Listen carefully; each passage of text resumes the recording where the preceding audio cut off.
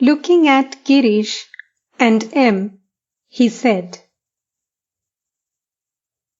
"Divine fervor fills my body and robs me of consciousness." Here consciousness means consciousness of the outer world. One needs the knowledge of reality and Brahman. Bhakti, love of God, is the only essential thing. One kind of bhakti has a motive behind it. Again, there is a motiveless love, pure devotion, a love of God that seeks no return. Keshav Sen and the members of the Brahmo Samaj didn't know about motiveless love. In this love, there is no desire.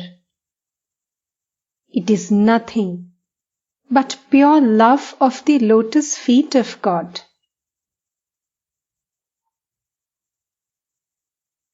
There is another kind of love, known as Urjita Bhakti, an ecstatic love of God that overflows, as it were. When it is awakened, a devotee laughs and weeps and dances and sings. Chaitanya Dev is an example of this love. Ram said to Lakshman, "Brother, if anywhere you see the manifestation of Urjita Bhakti, know for certain that I am there." Girish, everything is possible through your grace. What was I before? And see what I am now. Master,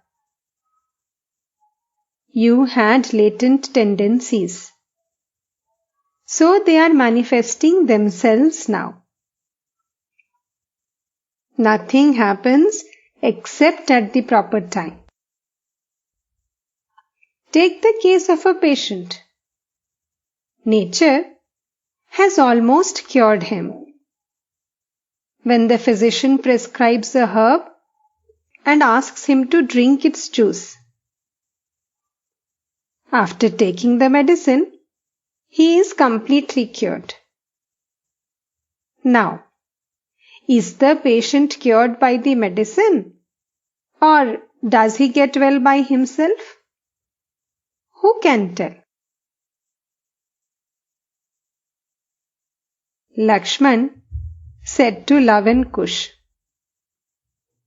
"You are mere children. You don't know Ram's power." Footnote: Love and Kush, Ram's two sons. Footnote ends. At the touch of his feet, Ahilya, who had been turned into a stone, got back her human form. Footnote: Ahilya, the beautiful and devoted wife of a great sage named Gautama. Indra, the king of heaven, infatuated with her beauty, seduced her, impersonating her husband. The sage, coming to know of this, cursed her and turned her into a stone. But he said that the touch of Ram's feet would restore her human form. Indra too received his share of the curse, as a result of which he had 1,000 eruptions on his body. Hence, he is known as the 1,000-eyed god. Footnote ends.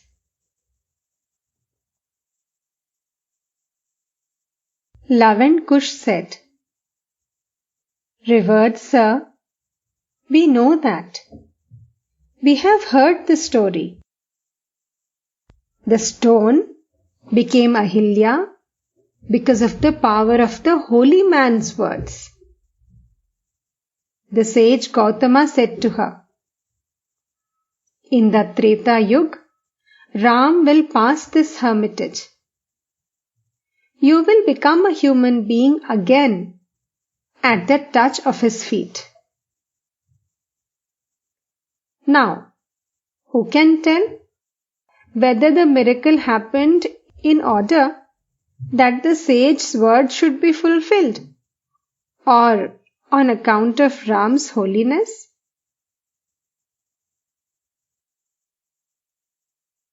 Everything happens by the will of God. If your spiritual consciousness has been awakened at this place, know that I am only an instrument. Uncle Moon is everybody's uncle. All happens by the will of God. Girish, smiling. Did you say by the will of God? What I am saying is the very same thing. All laugh. Master to Girish. By being guileless, one can speedily realize God. There are several kinds of people who do not attain divine knowledge. First, a man with a perverse mind. He is not guileless.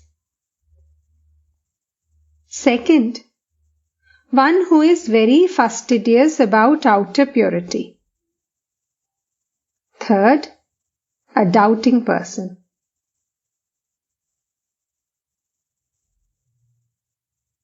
Sri Ramakrishna spoke highly of Nitya Gopal's ecstasy. 3 or 4 devotees stood near Sri Ramakrishna on the veranda and listened to his words about the exalted state of the Paramhansa. The Master said, "A Paramhansa is always conscious that God alone is real and all else illusory. Only the swan has the power to separate milk from a mixture of milk and water.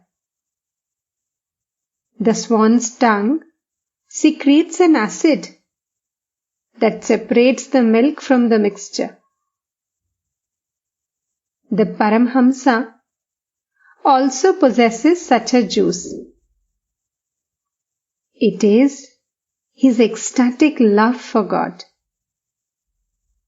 that separates the real from the mixture of real and the unreal. Through it, one becomes aware of God and sees Him